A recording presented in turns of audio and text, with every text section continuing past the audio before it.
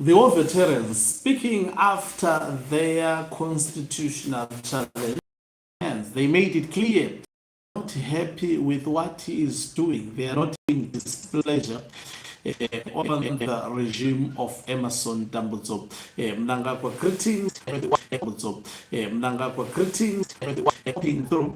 But next time when we beam live, you become the very first one to watch us. So I will start by making you to listen to the voice of the war veterans.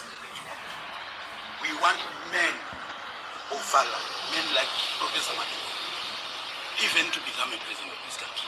Why? Because of his courage. He is courageous. He has been beaten. Everything has been done to him. He was arguing today there as if nothing happened to his life. I took part in the liberation struggle. We did not fight so that one man in the name of Mnangagwa would take Zimbabwe into his hands. One son is in the army. The other, he is in the city to rule the country. The other son is holding all the money for the country. If this man is stolen, where are we going to who is going to report the other? I don't know if he needs to yes. We are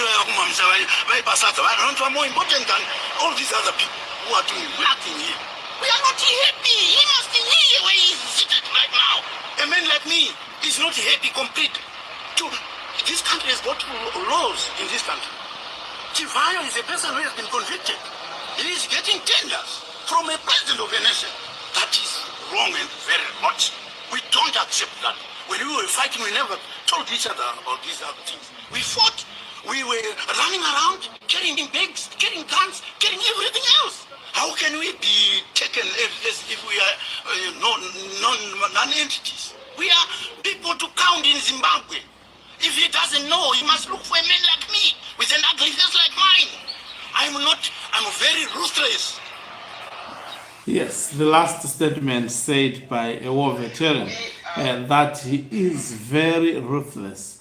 He should look for a man like him and making it emphatic that he is very ruthless. They are not happy with the way Emerson Mnangagwa has deployed his children across strategic state institutions. The other one is in the military. We have seen Sean Mnangagwa being promoted by Emerson Mnangagwa, and I have overemphasized what is the goal of Emerson Mnangagwa regarding his son. The other one is also in charge of the finances of the country as the deputy minister, and there are many of his relatives in strategic state institutions handling the affairs of the country. And the war veterans are saying Zimbabwe cannot be placed in the hands of one man. They are making it simple and straightforward that they are not happy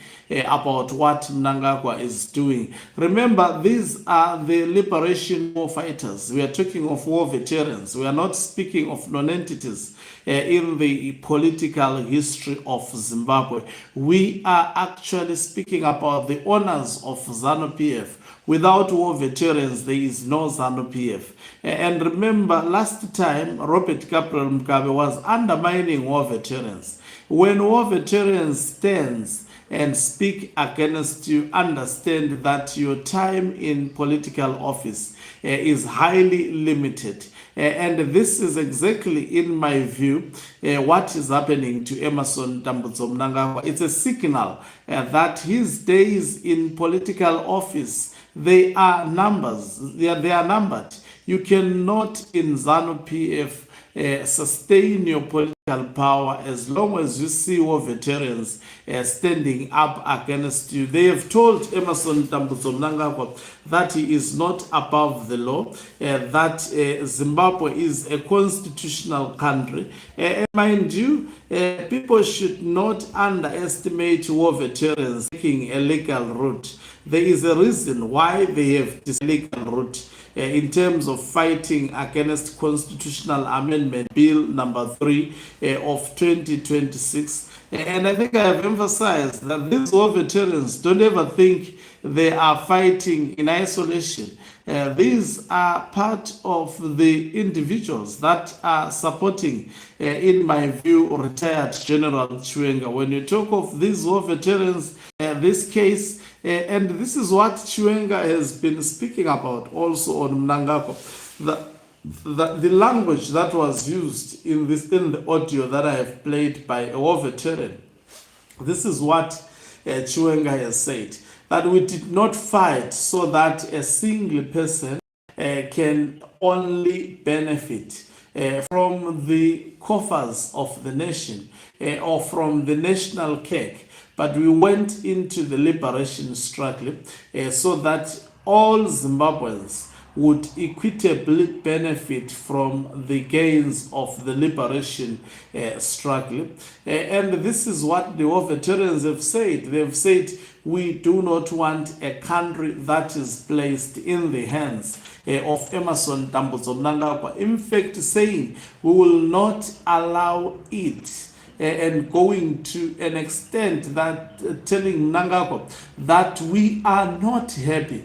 And also they have portrayed, they say it so, whilst praising Professor Lovemore Madhuku, the man who has been in charge of their case, indicating that he has been hunted down, he has been brutalized, he has been tortured, but still listening to him fighting in the judiciary system of Zimbabwe, you would never have thought that this is a man who has been at the receiving end of the regime of Emmerson Dambudzo Mnangagwa, all because he chose to represent the war veterans who are opposed to the illegal constitutional amendment bill number 3 of 2026. War veterans going to an extent of saying the bravado of Professor Lovemore Madhuku definitely deserve one day also to be the head of state in Zimbabwe. You know, this is what I have been speaking about opposition political party leaders. You see what is being done by individuals such as Professor Lovemore Madhuku, what is being done by individuals such as Tendai Biti and also Job Sikala, fighting in the trenches with the war veterans. And I mean, it has not been happening historically in Zimbabwe. Back then, we will see war veterans aligning all the times with ZANU-PF. But this time around, we've seen, war veterans going into the trenches with the opposition. The interest at the moment of the opposition, as well as the interest of retired General Chiwenga and war veterans, they find themselves fighting for one interest, fighting for one issue, which is to stop Emmerson Dambudzo Mnangagwa from creating a Mafiti dynasty, which is to stop Emmerson Dambudzo Mnangagwa from violating the constitution of Zimbabwe. They find themselves on the trenches, and I can tell you, comrades who fight together in the trenches, they will never forget each other, especially when it comes to the future politics of Zimbabwe. So it's a strategic political move done by opposition members who were historically opposed to working as well as trusting individuals like war veterans. If you are fighting with war veterans in the political trenches in Zimbabwe, you are as good as also fighting in the trenches with the Zimbabwe Defense Forces, the retired military generals of Zimbabwe. That is one and the same thing. And this makes the opposition to be closer to be trusted by the deep state in Zimbabwe. In terms of one day an opposition leader being given a platform to lead the country, that is where this, in my view, is actually that's why I've said, unless the opposition has the capacity to actually take up arms and fight against the ZANU-PF and its deep state, they have no other choice except to try and gain trust and sympathy. At the moment, the Zimbabwe Defense Forces is under attack by Mnangagwa. Retired military generals, they are under attack by Mnangagwa. And it is fundamentally important at this stage for the opposition to get into trenches with them, because they need the opposition the most at this crucial moment. And this is what individuals like Professor Lovemore Madhuku have done. And one of veteran is already coming out and saying, even in the future, we won't hesitate to actually allow an individual like Professor Lovemore Madhuku to be the president. He has earned trust.